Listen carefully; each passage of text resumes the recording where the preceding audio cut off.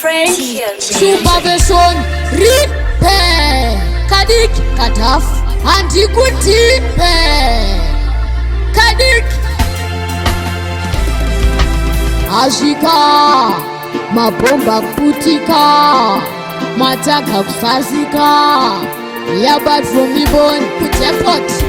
Time out. Dibatire mukoma zamburi mautu. Time out. Chifunza okoso nasongonyora tsamba kuisa chisiriso. Mama sorry, ufu aruna manager, aruna time ende aruna kalenda.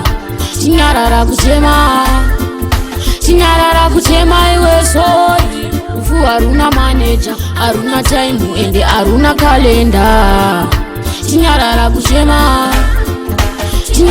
Festivuni yenyu mukoma wataika pfungwa, avachacha chikafu, avadzuke kumba.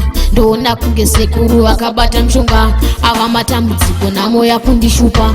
Ufutopuwa na bururu amaikupa, ndakanda mapfumo pasi namoya ndikunda. Ndofunza kuti nei, zvaita sei, Satani ndoda funza for the one. Mama sorry, ufu aruna manager, aruna time ende aruna kalenda. Chinyarara kuchema iwe sorry. Ufu aruna manager, aruna time ende aruna kalenda. Chinyarara kuchema.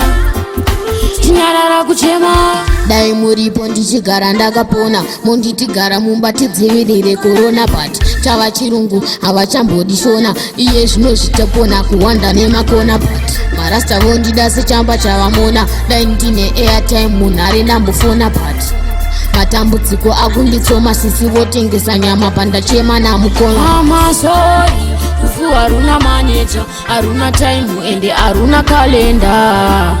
Chinyarara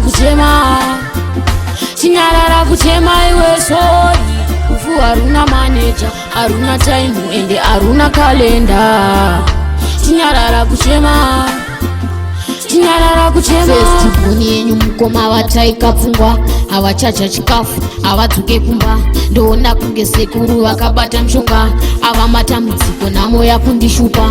Ufutopuwa na bururu amaikupa, ndakanda mapfumo pasi namoya ndikunda. Ndofunza kuti nei, zvaita sei, Satani ndoda funza for the one. Mama sorry, ufu aruna manager, aruna time ende aruna kalenda. Chinyarara kuchema iwe sorry. Ufu aruna manager, aruna time ende aruna kalenda. Chinyarara kuchema. Mama sorry, ufu aruna manager, aruna time ende aruna kalenda. Chinyarara kuchema iwe sorry. Ufu aruna manager, aruna time ende aruna kalenda. Chinyarara kuchema.